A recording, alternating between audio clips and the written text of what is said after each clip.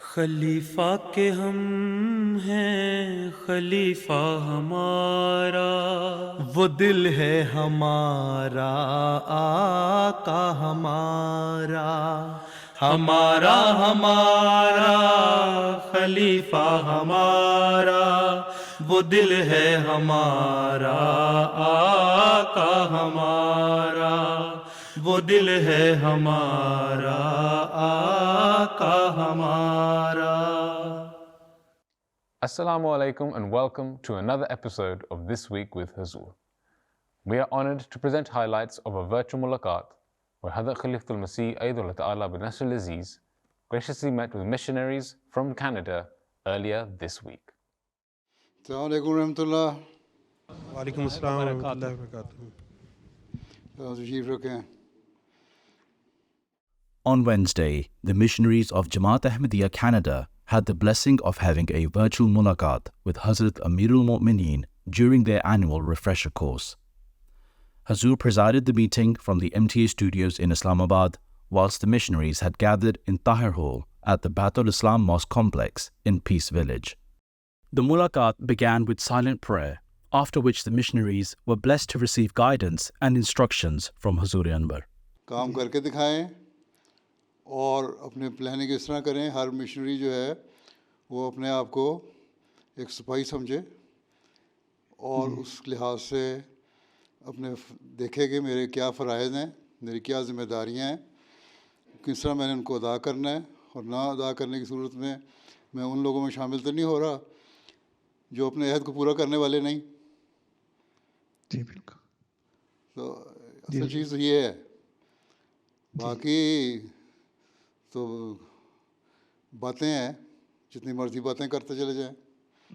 ٹھیک ہے، اپنی اصلاح کریں. یہ دیکھیں کہ ان کے عبادت کے معیار کیا ہیں. کتنے ایسے ہیں جو باقاعدہ تہجد پڑھنے والے ہیں اور حقیقت میں تہجد کا حق ادا کرتے ہوئے تہجد پڑھنے والے ہیں. کتنے ایسے ہیں جو نمازوں کو سنوار کے پڑھنے والے ہیں، خشوع و خضوع پیدا کرنے والے ہیں. کتنے ہیں جو قرآن کریم کی تلاوت کرتے ہیں اور سمجھ کے کرتے ہیں. کتنے ہیں جو تفسیر اس کی پڑھ رہے ہیں اور اس کو سمجھ رہے ہیں. کتنے ہیں جو حضرت مسیح علیہ السلام کی کتب پڑھ رہے ہیں، اسے علم حاصل کر رہے ہیں. علم کلام تو اسی سے ملتا ہے ہمیں. اور بہت سارے سوال آپ کے مشنری بھی لکھ کے بھیج دیتے ہیں، جامعہ کے طلباء بھی لکھ کے بھیج دیتے ہیں. اور حالانکہ اگر انہوں نے کتابیں پڑھی ہیں حضرت مسیح علیہ السلام کی تو انہی میں ان کے جواب مل جاتے ہیں. اس کا مطلب ہے کہ جو پڑھتے ہیں وہ بھی غور سے نہیں پڑھتے، اور اس میں سے جو نکالنے کی ضرورت ہے وہ نہیں نکالتے. تو جو چند ایک علم رکھنے والے ہیں ان میں ویسے بعض دفعہ بعضوں میں دماغ میں خیال آ جاتا ہے کہ ہمارے پاس علم ہے اس لیے ہم دوسروں سے زیادہ سپیریئر ہیں. حالانکہ کئی دفعہ میں کہہ چکا ہوں مربیان کو، خاص طور پہ حضرت مسیح السلام کا ایک بنیادی مصرع جو ہے اس کو ہمیشہ یاد رکھیں: بدتر بنو ہر ایک سے اپنے خیال میں، ہیں شاید کہ سے دخل و دارالوصال میں. تو اصل چیز تو یہ ہے کہ دارالوصال کو حاصل کرنا ہے اپنے. یہ مقصد ہے، یہ ٹارگٹ ہے. اور اس کے لیے ہم نے کس طرح ایسی پلاننگ کرنی ہے جس سے ہم جتنی جلدی ہو سکے کینیڈا کے ہر کونے میں احمدیت اور جماعت کا پیغام پہنچا دینا ہے. اگر اس طرح آپ لوگ کام کرنے والے ہوں صحیح طرح دل لگا کے اور ہر ایک اپنی ذمہ داریوں کو سمجھے تو مشنری ان شاء اللہ تعالیٰ اتنا کام کر سکتے ہیں. ایک تو یہ تو سوچ ہے، یہ کہنا جی ہمارے پاس وسائل نہیں، ہمارے پاس فلاں نہیں.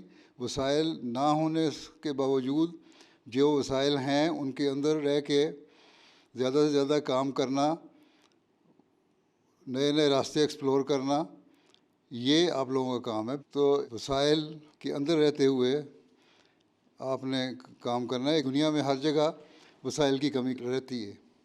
اس لیے اکانومسٹ بھی جو ہیں، دنیا دار جو ہیں، معیشت کے ماہرین جو ہیں، وہ بھی کہتے ہیں کہ منیمم ریسورسز اور میکسیمم یوٹیلیٹی.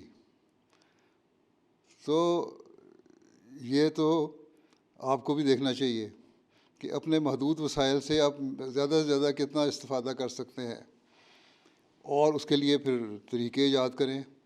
ہر ایک یہ سوچے بجائے یہ سوچنے کہ مجھے امیر صاحب نے یہ نہیں چیز دی، مجھے مشنری انچارج نے فلاں چیز نہیں دی، میرے پاس یہ کمی ہے، میرے گھر میں یہ کمی ہے، مجھے یہ سکون نہیں ہے، وہ سکون نہیں ہے. جب اوکھلی میں سر دے دیا تو پھر یہ نہ دیکھیں کہ یہ کیا ہے اور وہ کیا ہے. یہ سوچیں کہ اب جو مالک نے چلانا ہے مجھے اس طرح میں نے چلنا ہے، اور وہ مالک اللہ تعالیٰ ہے جس نے ہمیں بڑی واضح ہدایات دے دیں کہ کس طرح ہم نے کام کرنا ہے بے نفس ہو کے. یہ کریں گے تو انشاءاللہ کامیابیاں ہوتی چلی جائیں گی. پھر یہ ہے کہ جو اچھے کام کرنے والے ہیں ان میں یا علم جن میں زیادہ بہتر ہے، کسی قسم کو تکبر نہیں آنا چاہیے. وہ کوشش یہ کریں کہ اپنا علم دوسروں کو بڑی عاجزی سے بتانے کی، سکھانے کی کوشش کریں، بجائے اس کے کہ سوشل میڈیا پہ ایک اپنا اظہار خیال کر کے تو اپنی بحثوں میں پڑھ کے الٹ پٹانگ، اور پھر یہ کہنا کہ یہ میری بات ٹھیک ہے، وہ دوسرے کا میری بات ٹھیک ہے. سوال ہے کہ ان سوشل میڈیا کی بحثوں سے جماعت احمدیہ کی ترقی پہ کیا اثر پڑ رہا ہے؟ آپ کا الٹیمیٹ ٹارگٹ تو یہ ہونا چاہیے کہ ہم نے جماعت کی ترقی کے لیے کام کرنا ہے، نہ یہ کہ اپنے علمیت کا اظہار کرنا ہے یا اپنے علمی اظہار سے اپنوں کو ہی قائل کرنا ہے. اس سے کیا فائدہ ہوگا؟ اس سے تو جو پرانی تاریخ ہے وہ تو یہی بتاتی ہے کہ مختلف قسم کے نقطۂ نظر والے لوگ پیدا ہوئے، فقہا پیدا ہوئے، مکتبہ فکر پیدا ہوا، اور اس کے بعد رفٹ ہی بڑھتی چلی گئی. وہ رفٹ نہیں ہم نے پیدا کرنی، ہم نے ایک ہو کے کام کرنا ہے. اگر کسی کے علم میں کوئی اچھی بات ہے تو اس کو بتائے، اور اس کو اس طرح بتائے کہ اگلے کو یہ نہ ہو کہ اس کو بحث کا رنگ دیا جا رہا ہے، بلکہ اس طرح بتائے کہ ہم ایک دوسرے سے شیئر کریں تاکہ علم میں اضافہ ہو. اگر جو میں بات سمجھاؤں اس میں کمی ہے تو آپ مجھے بتائیں کہ اس کو کمی کو کس طرح پوری کرنا ہے. اگر آپ میں کمی ہے تو میری بات کو سمجھ لیں. تو یہ تو انڈرسٹینڈنگ کی بات ہے جو ہر مشنری کو ہمیشہ ہمیں دماغ میں رکھنی چاہیے. The attendees then had the opportunity to ask Hazur questions about their responsibilities as missionaries. پہلا جو سوال میرا یہ ہے کہ لجنہ کی تعلیم و تربیت میں مربی اپنا کس طرح کردار ادا کر سکتا ہے؟ یہ پہلے بتا دیں مجھے کہ آپ نے مردوں کی تعلیم و تربیت میں کیا کردار ادا کیا ہے؟ کتنے فیصد مرد ہیں؟ مجھے بتائیں کہ کتنے فیصد مرد ہیں جو ان کو آپ نے باجماعت نماز کا عادی بنا لیا؟ کتنے فیصد مرد ہیں جو اگر مجبوری کی وجہ سے باجماعت ادا نہیں کر سکتے نماز تو ان کو مسجدوں میں لے آئے جو فرائض میں شامل ہے؟ کتنے فیصد مرد ہیں جن کو آپ نے قرآن کریم کی تلاوت کرنے کی طرف مائل کر لیا یا اس کا ترجمہ پڑھنے کی طرف مائل کر دیا؟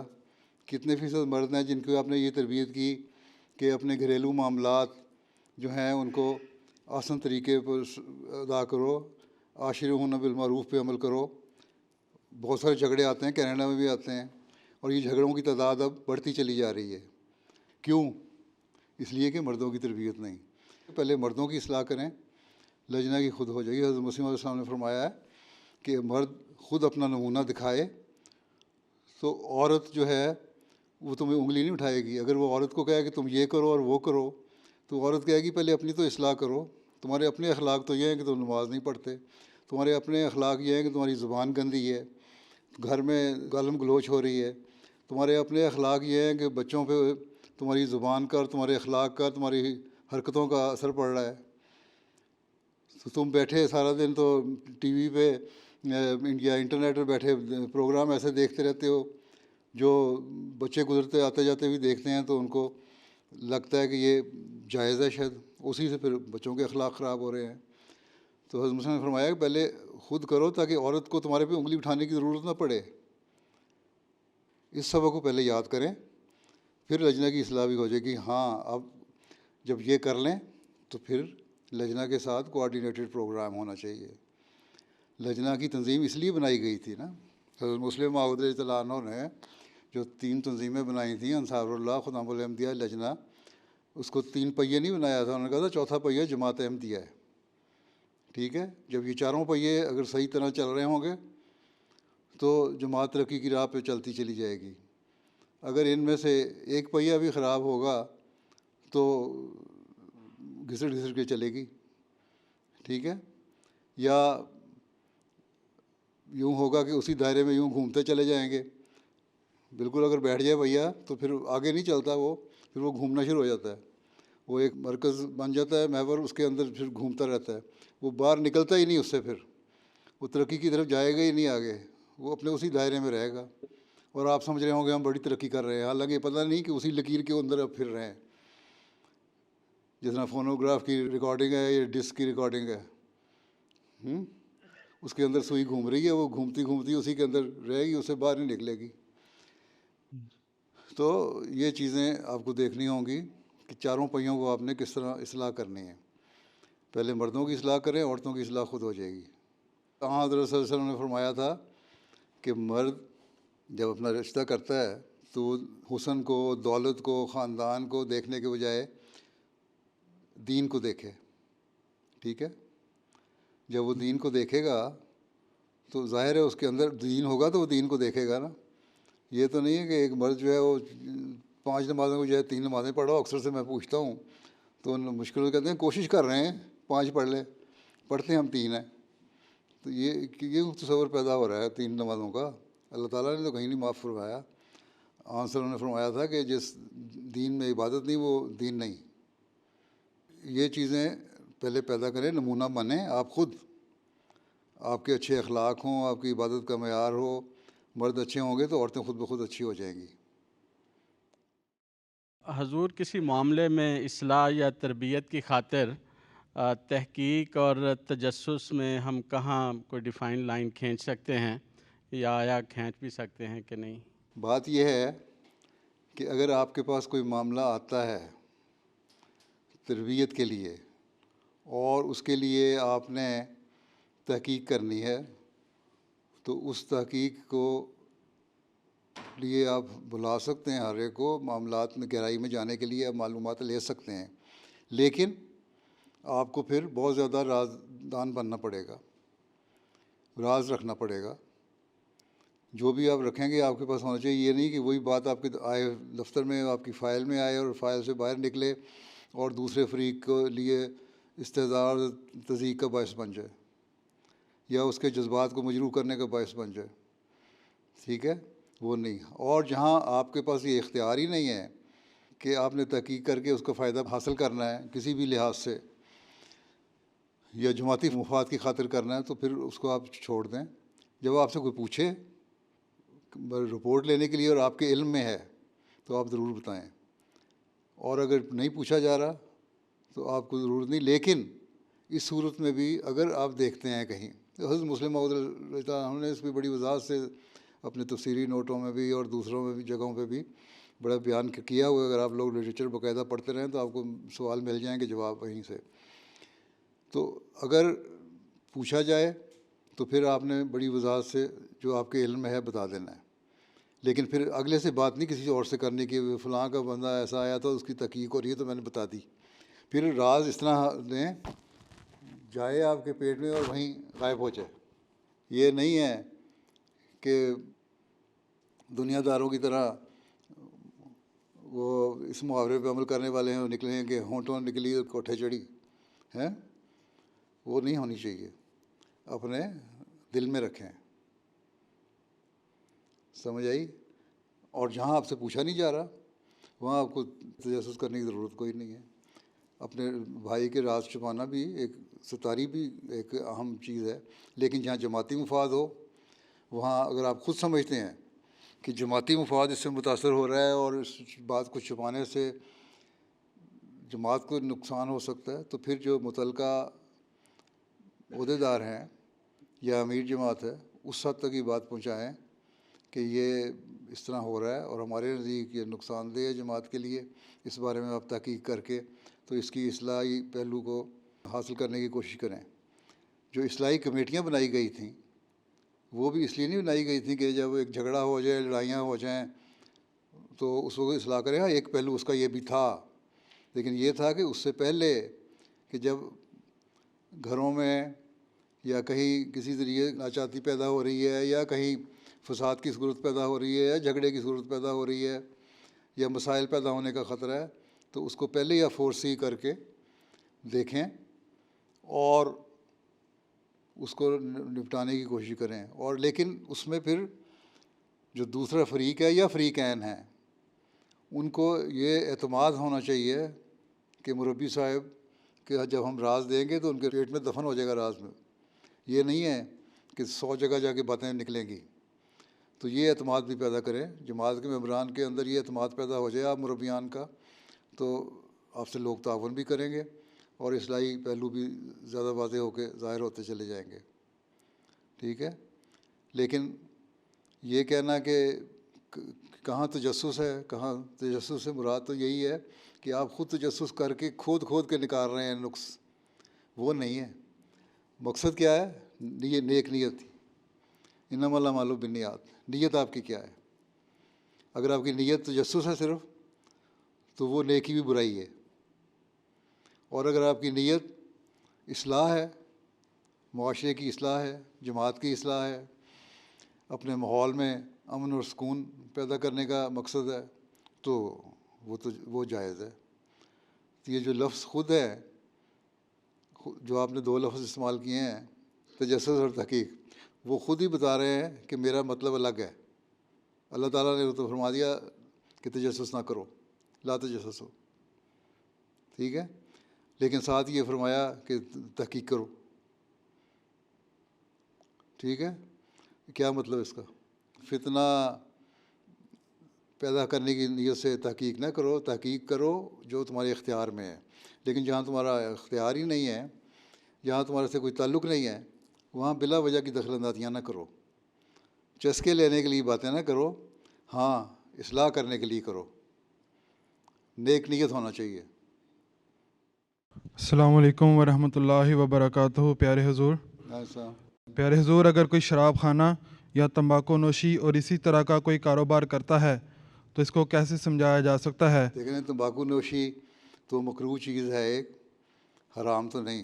ہاں حضرت مسلم علیہ السلام نے یہ فرمایا ہے کہ حضرت صلی اللہ علیہ وسلم کے زمانے میں اگر ہوتی تو شاید حرام ہو جاتی. باقی جہاں تک شراب کا تعلق ہے، وہ قرآن کریم نے بھی اس سے منع کر دیا. اسلام نے بڑی سختی سے اس کے بارے میں روک دیا. تو سور کھانا تو ایک اضطراری کیفیت میں جائز ہے، لیکن شراب پینا کبھی جائز نہیں قرار دیا. لیکن تب بھی کیونکہ اس کا فائدہ ہو سکتا ہے، اس لیے بعض دوائیوں میں وہ استعمال ہو جاتی ہے اور اس حد تک جائز ہے.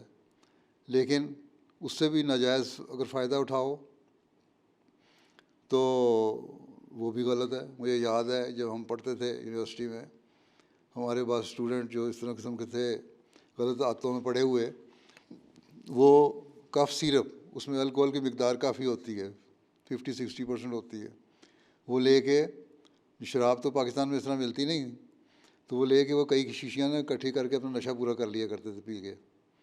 اس کو نقصان بہت زیادہ ہوتے تھے، پھر بیمار بھی ہو جاتے تھے اور بہت بے شمار قسم کی بیماریاں ان پہ لگ جاتی تھیں. تو سوال ہے کہ اللہ تعالیٰ نے جس بات سے منع کر دیا وہ تو اس سے منع ہمیں کرنا چاہیے اور یہ سمجھا کے کرنا چاہیے کہ اللہ کا حکم ہے، شراب نوشی نہیں کرنی چاہیے. جہاں تک تمباکو اور سگریٹ وغیرہ کا تعلق ہے، یہ ہم یہ تو کہہ سکتے ہیں یہ مکروہ ہے، اور لیکن حرام نہیں کہہ سکتے اس کو، اور غلط چیز ہے. ایک دفعہ اس طرح یہ واقعہ ہے، اندھیری آئی، کسی نے اپنے حکا پی کے رکھی ہوئی تھا حکا ایک کنارے پہ، وہ گر گیا، اس کی چلمن میں سے راکھ نکلی، آگ لگ گئی اور آگ سارے پھیل گئی. اس پہ ہم نے بڑی ناراضگی کا اظہار فرمایا اور کہا یہ تو ایسی چیز ہے، بڑا ناپسند فرمایا، شاید حرام کے لفظ بھی استعمال فرمائے. لیکن ساتھ یہ بھی فرما دیا کہ یہ اگر ہوتا آنسر کے زمانے میں ہو سکتا ہے حرام ہو جاتا. تو ناپسندیدگی ایک ہے تمباکو نوشی کی حد تک. روکنا چاہیے کہ صحت سے نقصان ہے، اس لیے خود یہ تسلیم کرتے ہیں تمباکو بنانے والے.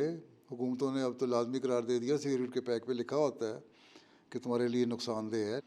کہا جائے اگر مسلمان ہو تو اللہ تعالیٰ نے یہ چیز ہے نا ام الخبائث، اس کو بچنے کے لیے کہا ہے. جی ٹھیک ہے. وہ نمونہ جی دیکھو صحابہ کا جنہوں نے اپنے مٹکے توڑ دیے تھے، حالانکہ صحابہ کا ایمان بڑا مضبوط تھا، وہ نشے کی میں ہی حضرت صلی اللہ علیہ وسلم کے سامنے بول پڑے تھے نا. تو یہ تو اس قسم کی فضولیات سے پھر انسان اپنے ہوش و حواس میں نہیں رہتا، اور اس کی بیماریاں اس کے علاوہ ہیں. اور اب تو یہاں تو یو کے میں تو اور باقی ملکوں میں بھی بعض جگہ سے یہ نئی ریسرچ یہ ثابت کرنے لگ گئی ہے کہ جو کہتے تھے نا ایک گلاس ایک دن میں پی لینا شراب کا جائز ہے، اب کہتے ہیں ایک گلاس بھی پیو گے تو اس کے بھی نقصانات ہیں، وہ بھی نہیں پینا چاہیے. اور 18 سال سے کم عمر کو تو بالکل ہی نہیں پینا چاہیے. آہستہ آہستہ بڑی عمر والے لوگوں کو بھی کہتے ہیں کہ نہیں پینا چاہیے. تو یہ خود بعض چیزوں کے قائل ہوتے چلے جا رہے ہیں. اسلامی تعلیم جو ہے بہرحال آسن اچھی تعلیم ہے، اور اس کے جو فوائد ہیں وہ دنیا پہ اب ثابت ہوتے چلے جا رہے ہیں، اور نئی تحقیقات اس کو ثابت کر رہی ہیں.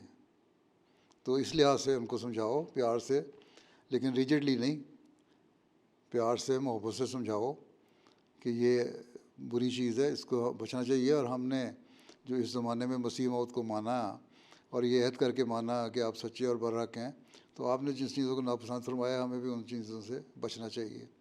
میں بھی 2-3 خطبے بھی اس بارے میں دے چکا ہوں پہلے، اگر تم لوگ سنو تو اس میں بھی کافی دلیلیں دی ہوئی ہیں. پیارے حضور، میرا سوال یہ ہے کہ ایک مربی سلسلہ کو اپنی تقرری کی مصروفیات اور کسی دیگر جماعتی ذیلی تنظیم وغیرہ میں منتخب کیے گئے عہدے کی خدمت کے درمیان مستحسن توازن کس طرح قائم کرنا چاہیے؟ کس شعبے میں کام کر رہے ہو؟ حضور، خاکسار کی تقرری MTA کینیڈا اسٹوڈیوز میں ہے. آپ کو دفتر میں لگایا گیا ہے نا. حضرت مسلم موعود رضی اللہ عنہ کہتے ایک ویژن یہ تھی کہ ایک وقت یہ آئے گا کہ ہمیں اپنے دفتروں میں جو دفتری کام ہے نا ان کے لیے بھی بجائے اس کے کہ ہم دوسرے لوگ بھرتی کریں، مربیان کو اس کے اوپر لگانا چاہیے. وہ زیادہ بہتر طریقے سے کام کر سکتے ہیں. ٹھیک ہے. تو بہرحال آپ MTA میں کام کر رہے ہیں، یہاں کا توازن تو کوئی سوال ہی نہیں. آپ نے تو جماعت کا کام یہی آپ کے سپرد کیا ہوا، یہ مورچہ کھڑا کیا نا، آپ کو درے پہ بٹھایا ہوا ہے، درے پہ بیٹھے رہیں. جن کو جہاد کے لیے بھیجا ہے وہ جہاد پہ چلے جائیں گے. ٹھیک ہے. تو یہاں بیٹھ کے یہاں یہ بھی تو ایک جہاد ہے جو آپ MTA کے ذریعے سے کر رہے ہو. MTA کے ذریعے سے لاکھوں لوگوں کو پیغام احمدیت پہنچ رہا ہے.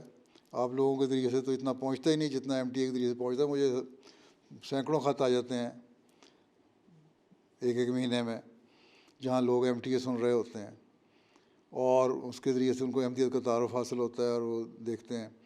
بلکہ بعض جو ہمارے اغوا ہوئے لوگ پاکستان میں، وہ کسی طرح اغوا کرنے والوں کے ہاتھوں سے بچ کے نکل آئے. انہوں نے بتایا کہ وہاں جو ان کے اغوا کرنے والے تھے جو مجھے نماز پڑھتے ہوئے دیکھ کے کہتے تھے، نماز خود نہیں پڑھتے تھے، تو کہتے تھے خود پڑھتے، نہ ان کو سورہ فاتحہ آتی تھی، نہ ان کو اسلام کا پتہ تھا کوئی تعلیم. اور صرف انہوں نے کہا کہ ہم اسلام کی خاطر تمہیں اغوا کر کے لائیں، تم لوگ کافر ہو، یہ ہو وہ. لیکن MTA وہ ضرور سنتے تھے، اور وہ شام کو آ کے بتاتے تھے اسے کہ تمہارے خلیفہ نے آج یہ، وہ تو گالیاں دے کے کہتے تھے نا، مجھے 2-4 گالیاں دے دیں مجھے، پھر کہتی ہے یہ فلاں کیا، فلاں کا فلاں کا. تو اس نے یہ بتایا، خطبہ کہتا ہے، خلاصہ خطبہ کا ہمیں خود ہی سنا دیتے تھے آ کے ہیں. تو اس کا مطلب وہ لوگ بھی دیکھتے ہیں یہ چور ہیں، ڈاکو ہیں. تو لیکن بہت سارے نیک لوگ بھی دیکھتے ہیں، اس کا اثر بھی ہوتا ہے. MTA العربیہ کا اثر ہو رہا ہے، اس کے ذریعے سے لوگ بہت ساری بیعتیں ہو رہی ہیں. افریقہ میں بہت ساری بیعتیں ہو رہی ہیں، ایشیا میں ہو رہی ہیں، ہندوستان میں ہو رہی ہیں. تو مختلف ذریعے ہیں. MTA کے ذریعے سے آپ MTA میں کام کر رہے ہیں، تو یہ بھی ایک جہاد ہے جس پہ آپ حصہ لے رہے ہیں. جہاد کبیر ہی ہے نا قرآن کریم کی تعلیم کو پھیلانا. تو یہ بھی تو MTA کے ذریعے سے ہو رہا ہے. اس لیے آپ کو پریشانی کیا ہے؟ حضور، اگر MTA میں یا کسی بھی ایک تقرری کے دوران اسی مربی کی ایک اور ذیلی تنظیم میں کسی منتخب عہدے کے اوپر جو ہے وہی تقرری ہو جائے عارضی طور پہ، اس MTA کی ڈیوٹی آپ کو 24 گھنٹے تو نہیں کر رہے ہوتے. مجھے پتہ ہے کہ آپ لوگ 6 گھنٹے MTA میں بیٹھتے ہیں، تو باقی جو 18 گھنٹے ہیں اس میں سے آپ 6 گھنٹے سو لیں. آپ اگر بہت عبادت گزار ہیں تو 3 گھنٹے آپ کی عبادت ہوگی سارے دن میں. اس کے بعد اپنے فیملی اور ذاتی تعلقات کے 2-3 گھنٹے بچ جائیں گے، وہ بھی استعمال کریں. تب بھی آپ کے پاس 5-6 گھنٹے ایسے ہوتے ہیں جو آپ اگر چاہیں تو اپنی ذیلی تنظیموں کو دے سکتے ہیں وقت دینا چاہیے تو نیت پہ منحصر ہے. مربی کی کیا بات کریں جو دنیا کمانے والے ہیں, جو ہمارے جماعتی نظام میں عہدیدار ہیں, ان میں سے اکثریت جو ہے وہ 8-8 گھنٹے کی ڈیوٹی دے کے پھر سفر کر کے واپس آ کے اپنے کام سے پھر جماعتی کام میں وقت دیتے ہیں. وہ بھی تو دیتے ہیں نا 1-2-3 گھنٹے.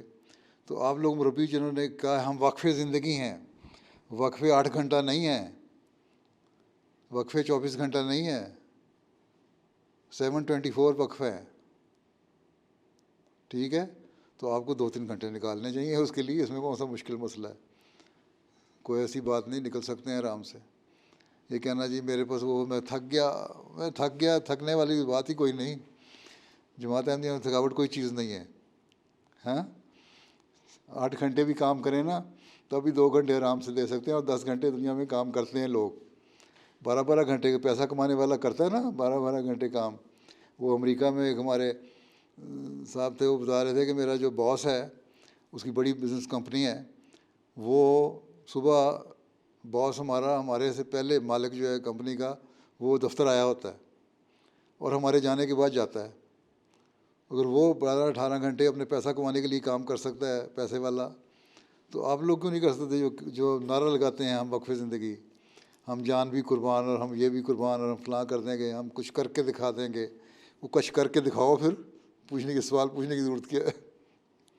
ہم بھی دفتر میں کام کرتے تھے, اس کے بعد ذیلی تنظیموں میں بھی کام کرتے تھے اور دیتے تھے خدا ملمدے کو, تو شام کو دیتے تھے, بعض دفعہ رات کو دیتے تھے, رات 9-10 بجے 11 بجے بھی بعض دفعہ ہو جاتا تھا کہ آئے خدا ملمدے کے دفتر سے واپس آ رہے ہیں, دفتر میں دفتری اوقات ختم کر کے جو اپنے ذاتی کام ہے وہ خود بھگتا کے دفتر جا کے سارے کام ہو جاتے تھے. یہ تو اپنے آپ کو آرگنائز کرنے کی ضرورت ہے, کس طرح آپ نے آرگنائز کیا ہے. ٹھیک ہے. پیارے حضور, میرا سوال یہ ہے کہ بعض مربیان کو فیلڈ میں کچھ مشکلات کا سامنا ہوتا ہے, خاص طور پر مقامی عہدیداران اور انتظامیہ کے ساتھ. بطور مربی سلسلہ کس طرح ان مشکلات اور حالات سے نکلا جائے تاکہ ایک خوشگوار ماحول پیدا ہو اور کام کرنے میں کامیابی ہو؟ یہ جو مسئلہ ہے یہ ہمیشہ سے چلتا آ رہا ہے, یہ کوئی فطرت بن گئی ہوئی ہے ہمارے. ٹھیک ہے. جی حضور. لوکل ایک تو یہ ہے کہ مربیان اپنے آپ کو یہ سمجھیں کہ انہوں نے انتظامی معاملات میں دخل نہیں دینا. تربیت اور تبلیغ کا یہ شعبہ ہے وہ ان کا اصل مقصد ہے. اس کے لیے شعبہ تربیت اور شعبہ تبلیغ کے جو سیکرٹریان ہیں ان سے ملیں کہ آؤ ہم ایک کوآرڈینیٹڈ پروگرام بناتے ہیں جس کے ذریعے سے ہم اکٹھے ہو کے کام کریں. ٹھیک ہے. اور صدر جماعت کو بھی اس میں انوالو کریں. جہاں یہ تاثر ملے کہ کوئی رفٹ پیدا ہو رہی ہے کسی وجہ سے, تو اس میں آپ صدر جماعت کو کہیں کہ اس کو دور کرنا چاہیے, اسی طرح تو ہم کام نہیں کر سکتے. تو ایک ہو کے کام کریں اور تو پھر ہمارے نتائج بہتر ہوں گے. ہر جگہ امیر صاحب بھی سن رہے ہیں, بیٹھے ہوئے ہیں, اور یہ ان کو صدران کو بھی کہنا چاہیے کہ ایک کمیٹی بنائیں جو تبلیغ کی کمیٹی ہے اور تربیت کی کمیٹی ہے, اور اس کمیٹی میں مربی کا رول ہونا چاہیے ہمیشہ. جب ہوگا تو پھر کوآرڈینیٹڈ کام ہو رہے ہوں گے. ٹھیک ہے. اس میں پھر رفٹ کے کم امکانات ہوتے ہیں. مجھے سمجھ نہیں آتی ہے کلیش کیوں ہوتا ہے. حضرت مسلم موعود رضی اللہ عنہ بھی فرمایا کرتے تھے کہ مجھے سمجھ نہیں آتی کیوں کلیش ہوتا ہے. بلکہ مجھے ایک دفعہ مولانا عبدالمالک خان صاحب جو ہمارے بہت پرانے بزرگ مشنری تھے, انہوں نے خود بتایا کہ کراچی میں مربیان کی اور امراء کی میٹنگ ہو رہی تھی, تو حضرت مسلم موعود نے مجلس میں کہا کہ مجھے سمجھ نہیں آتی کہ جس طرح عبداللہ خان صاحب کے چھوٹے بھائی تھے, وہ امیر جماعت کراچی ہوتے تھے, اور عبدالمالک خان صاحب ضلعی مربی ہوتے تھے, کہ جس طرح عبداللہ خان اور عبدالمالک خان اکٹھے مل کے کام کرتے ہیں اور اس کے نتائج بہتر پیدا ہو رہے ہیں, باقی امراء کیوں نہیں اس طرح اکٹھے مل کے کام کر سکتے. تو یہ تو ایک انڈرسٹینڈنگ کی بات ہے نا. تو یہ اگر نیت نیک ہو, اور اس کے لیے امیر صاحب بھی اپنی انتظامیہ کو سمجھاتے رہا کریں, اپنے صدران کو سمجھاتے رہا کریں کہ ہم نے اکٹھے مل کے کام کرنا ہے, ہمارا مقصد احمدیت کے پیغام کو دنیا میں پہنچانا ہے, پھیلانا ہے, اور اپنے لوگوں کی تربیت کے اعلیٰ معیار حاصل کرنے کی کوشش کرنا ہے. اس کے لیے جب ہم اپنی کٹھی کوشش کریں گے، بلکہ صرف یہی نہیں مربی، بلکہ میں تو ہمیشہ کہا کرتا ہوں کہ خدام الحمدیہ لجنہ اور انصار اللہ کو بیچ میں شامل کریں، ایک جوائنٹ کنسرٹڈ ایفرٹ ہو. ٹھیک ہے، تو پھر بہتر نتائج پیدا ہوں گے. آپ نے ذکر کیا تھا اپنے صحت کے بارے میں، تو ہم سب نے مل کر دعا کی تھی، مربیوں نے بھی اور دوسرے احباب نے بھی. تو اب آپ کا کیا حال ہے؟ جزاک اللہ، بڑی اچھی بات ہے. دعا کی تھی، میں اس لیے آپ کے سامنے بیٹھا ہوا ہوں.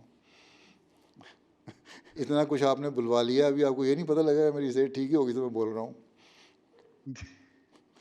چلو پھر اللہ حافظ ہو. اللہ تعالیٰ کامیاب کرے آپ لوگوں کے ریفریشر کورس کو، اور جو کچھ سیکھیں اس کو صرف کاغذوں اور ڈائریوں کے اندر نوٹ کر کے نہ لے جائیں، بلکہ اس کے اوپر عمل کرنے کی بھی کوشش کریں.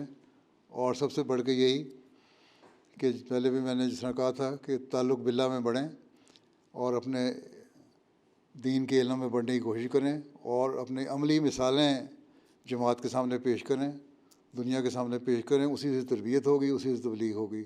اللہ تعالیٰ آپ کو اس کی توفیق عطا فرمائے. السلام علیکم ورحمۃ اللہ وبرکاتہ. وعلیکم السلام ورحمۃ اللہ وبرکاتہ. Those were highlights from a virtual mulaqat that took place earlier this week. We now end with our final segment, the Friday Sermon Summary. In today's Friday sermon, Huzoor, may Allah be his helper, spoke regarding various expeditions after the Battle of Uhud. Towards the end of his sermon, Huzoor, may Allah be his helper, instructed prayers for the prisoners of conscience in Yemen and Pakistan and for the people of Palestine. آج میں پھر یمن کے اسیران کے لیے خاص طور پہ دعا کے لیے کہنا چاہتا ہوں، خاص طور پہ ان خاتون کے لیے جو وہاں کی صدر لجنہ بھی ہیں. ان کو بڑی مشکل میں رکھا ہوا ہے، قید میں رکھا ہوا ہے، اور چند ایک اور بھی جو ان کی بات ماننے کو تیار نہیں، ان کو بھی اسیر بنایا ہوا ہے. ان کے لیے خاص دعا کریں، اللہ تعالیٰ ان کی رہائی کے سامان پیدا فرمائے.